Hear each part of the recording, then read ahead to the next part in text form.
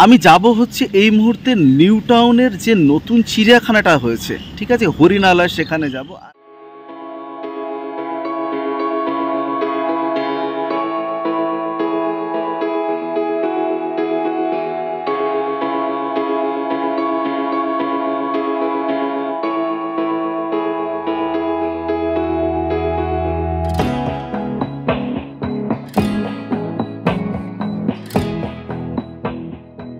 বন্ধুরা, তুষার টক্সের নতুন একটা ব্লগে তোমাদের সবাইকে স্বাগত জানাই।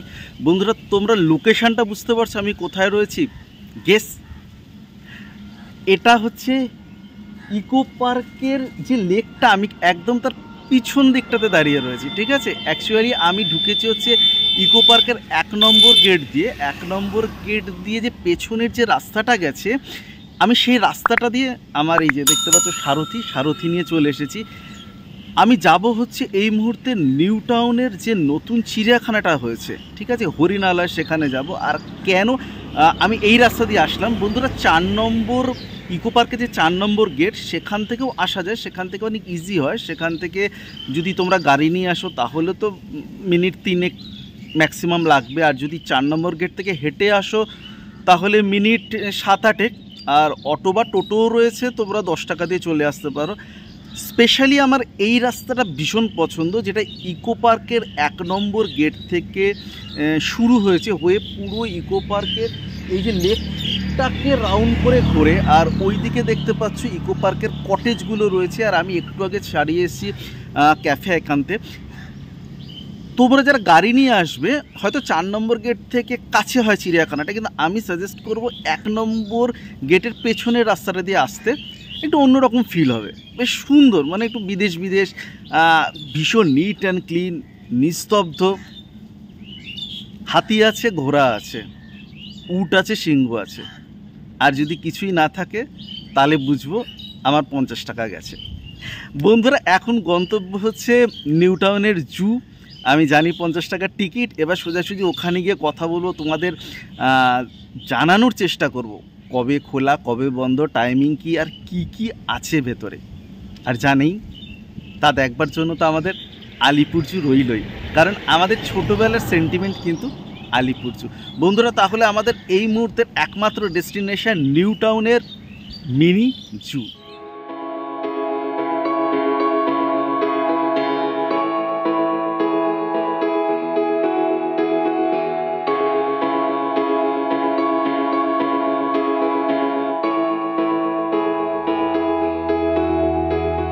এই রাস্তা ধরে এগিয়ে আসলেই এখানে পড়বে হার্বাল গার্ডেন। আর এইখান থেকে সোজা এগিয়ে গেলে এই যে সাজানো জায়গাটা দেখতে পাচ্ছ, এর পাশ থেকে রাস্তা ঢুকে গেছে, সেটা হচ্ছে ট্রাইবাল কিচেনের উদ্দেশ্যে। বন্ধুরা, এখানকার খাবার কিন্তু একদম অন্যরকম। আজকে আমার সময় নেই, কিন্তু এর পরে তোমরা আসলে অবশ্যই ট্রাই করবে। আর আমাদের ডেস্টিনেশন কিন্তু ওই যে সোজা দেখতে পাচ্ছ সুন্দর রাস্তাটা, একদম ওখান দিয়ে গেলেই হরিণালয়।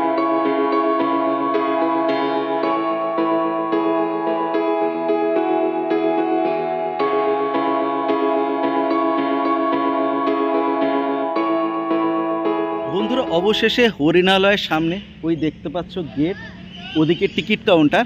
আর আমি এখন যেখানে দাঁড়িয়ে রয়েছি সে জায়গাটা দেখাবো তোমাদের। আর এই যে রাস্তাটা, এটা কিন্তু 4 নম্বর ইকো পার্কের গেট থেকে এগিয়ে আসলেই ওই মেন রোড থেকে জাস্ট ঢুকে আসতে হবে, বেশিক্ষণ। আমি তোমাদের শুরুতেই বলেছি। আর এই হচ্ছে পার্কিং লট, আমি আমার গাড়ি রেখে দিয়েছি। কিন্তু কথা হচ্ছে, পার্কিংয়ের জায়গাতে কোনো মানুষজন নেই। মানে মানুষজন নেই মানে আমি যে কার কাছে জমা রাখবো জানি না। অ্যাকচুয়ালি প্রচণ্ড টেম্পারেচার, এখন গরম, যদিও আষাঢ় মাস পড়ে গেছে। যেহেতু ট্যুরিস্ট একদমই নেই, মেবি হয়তো আমি হয়তো দিয়ে দেখবো ভেতরে যে আমি হয়তো একা রয়েছি, সেই কারণে হয়তো পার্কিংয়ের যিনি থাকেন সে দাদা হয়তো নেই। অতএব অগত্যা আমাকে গাড়ি রেখে দিয়ে ঢুকতে হচ্ছে। তবু আমি তোমাদের জানিয়ে রাখি, এখানে পার্কিং ফিস হচ্ছে 2 হুইলারের জন্য 20 টাকা, আর 4 হুইলারের জন্য 50 টাকা।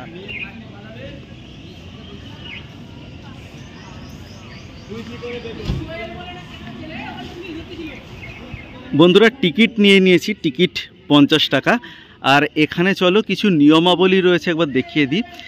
টাইমিং হচ্ছে সকাল 10টা থেকে বিকাল 6টা পর্যন্ত।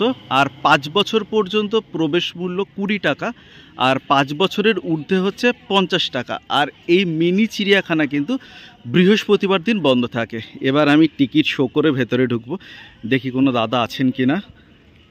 দাদা টিকিট।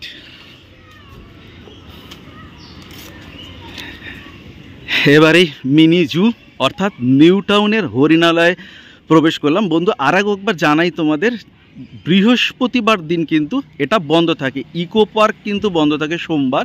ইকো পার্কের সাথে এটাকে গুলিয়ে ফেলবে না, এটা বৃহস্পতিবার বন্ধ। আর টাইমিং তো তোমাদের জানিয়েই দিলাম, 10টা থেকে 6টা। আর ঢোকবার পরে কিন্তু পাখির শুধু আওয়াজ প্রথমেই চোখে পড়লো। দেখো এরকম অ্যারো করা রয়েছে, জেব্রা এদিকে রয়েছে, পাখির খাঁচা এদিকে রয়েছে।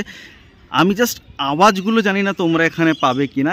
এখানে কিন্তু রয়েছে হচ্ছে ব্লু অ্যান্ড ইয়েলো ম্যাকাও, আর এদের আওয়াজ বিভৎস।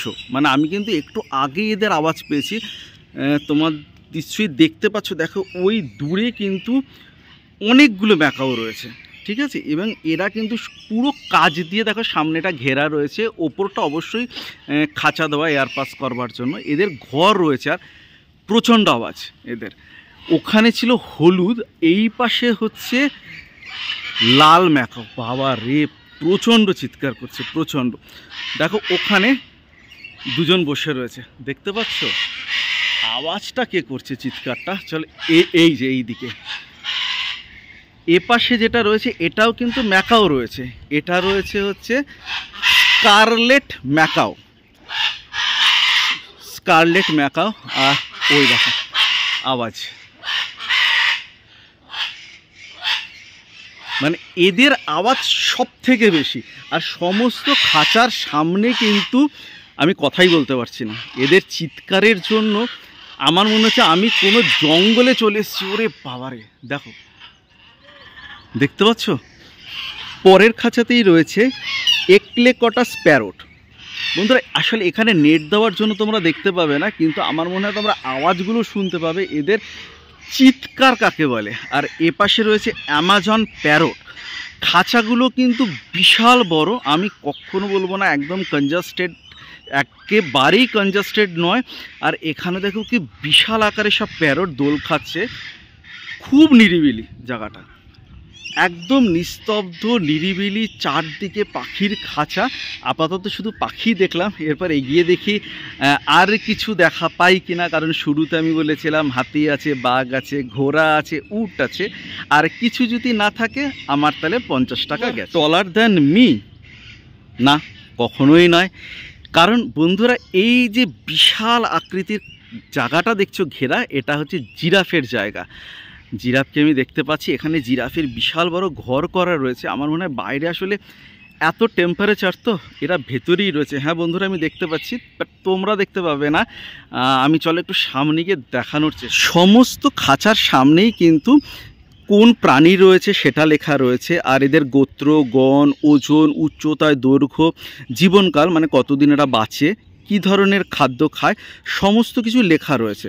বাচ্চাদের জন্য কিন্তু ভীষণ আইডিয়াল জায়গা, এটা বেশ ভালো লাগবে এই জায়গাটা বাচ্চাদের জন্য।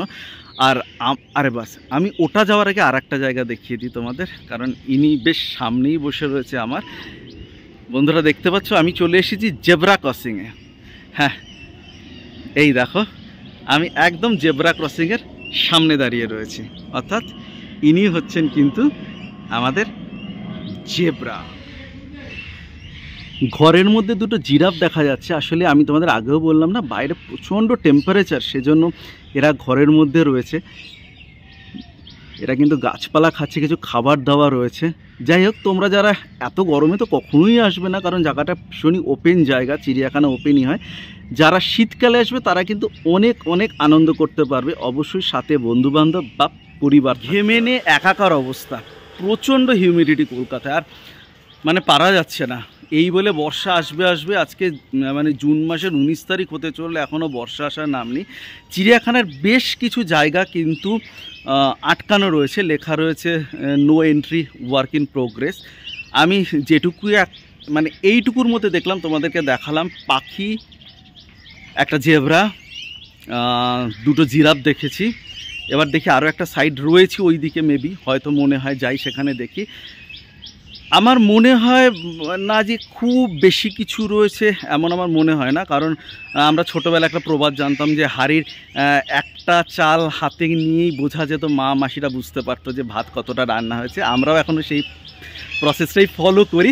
তাই ঢোকার এই মিনিট 20-র মধ্যে কিন্তু আমি যেটুকু মনে হচ্ছে যে বিশাল আহামরি কিছু পাবো আমার মনে হয় না। আমি আর কিছুক্ষণের মধ্যে তোমাদের জানিয়ে দিতে পারবো, রিভিউটা দিতে পারবো। সত্যি ইকো পার্কের এই যে হরিণালয় অর্থাৎ মিনি জু বলে এত নাম, এত মানুষজনের কাছে সুখ্যাতি শুনছি, সত্যি কি আদৌ সুখ্যাতি করার মতো, বা সত্যি কি 50 টাকা দেওয়ার মতো এই কয়েকটা পাখি আর জেব্রা আর জিরাফ দেখার থেকে ঢোকার পরই আমি কিন্তু এদিকে পাখি দেখে এই পাশে চলে গেছিলাম জেব্রা দেখতে, আর এখানে চলে এসেছি মাংকি। হ্যাঁ, এখানে রয়েছে ওই যে দেখা যাচ্ছে, বেশ সুন্দর দেখতে, কীরকম জানি আমার চেনা চেনা মনে হয়, জানি মনে হয় কুম্ভ মেলায় হারিয়ে গেছিলাম আমরা সব। আমি এখানে চলে এসেছি, এরা খাঁচায় চলে এসেছে। বাচ্চাদের ভালো লাগবে, আমি একেবারে ডিসঅ্যাপয়েন্টেড কাউকে করব না, বাচ্চাদের ভীষণই ভালো লাগবে। এর ভেতরে কিন্তু একটা ক্যাফে রয়েছে, দেখো নেচার্স ক্যাফে। তোমরা এখানে খাওয়া দাওয়া সারতে পারো, কারণ এখানে কিন্তু বাইরের ফুড অ্যালাউ নয়। অতএব কোথাও তোমরা ভেবো না যে একদম মাটিতে চাদর বিছিয়ে বসে খাওয়া দাওয়া করবে, এরকম কোনো অপশান নেই। যদি খেতেই হয় তবে এখানেই খাবে।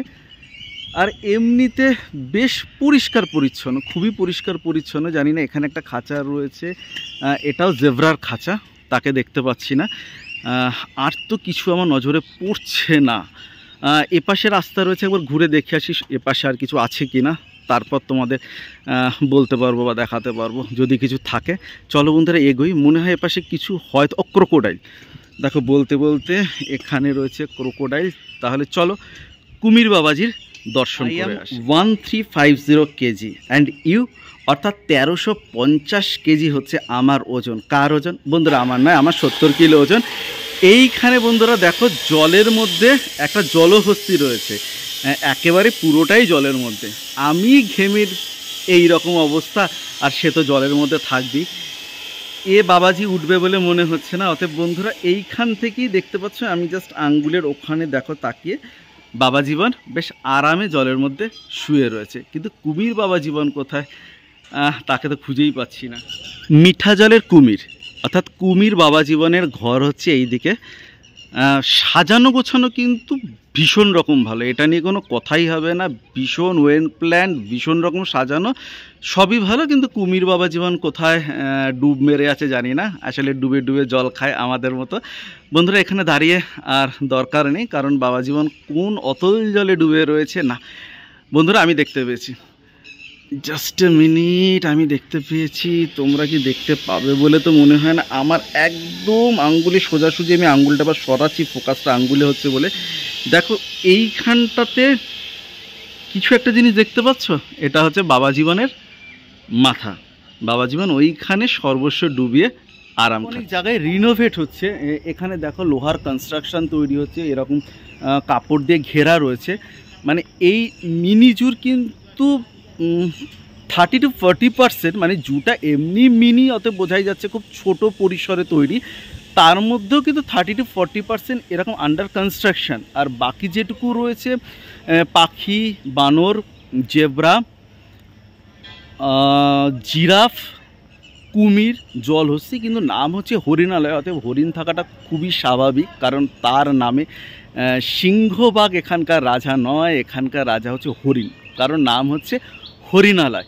এবার তাকে খুঁজে বেড়ানো আমার এই কনসেপ্ট আমার জানা ছিল, আজকে সামনাসামনি দেখলাম।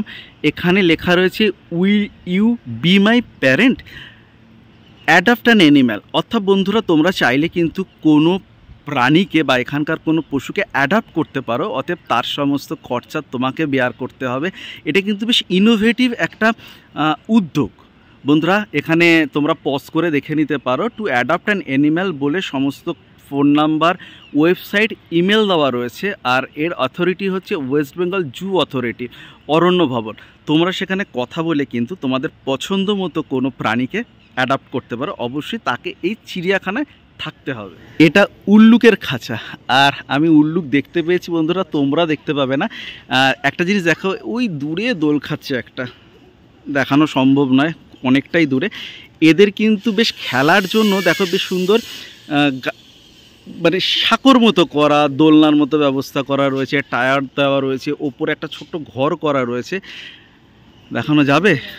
ওই দূরে জাস্ট আমার আঙ্গুলে সোজাসুজি দেখা যায়, তাহলে হয়তো দেখতে পাবে একটা এপাশ ওপাশ করে দোল খেয়ে যাচ্ছে।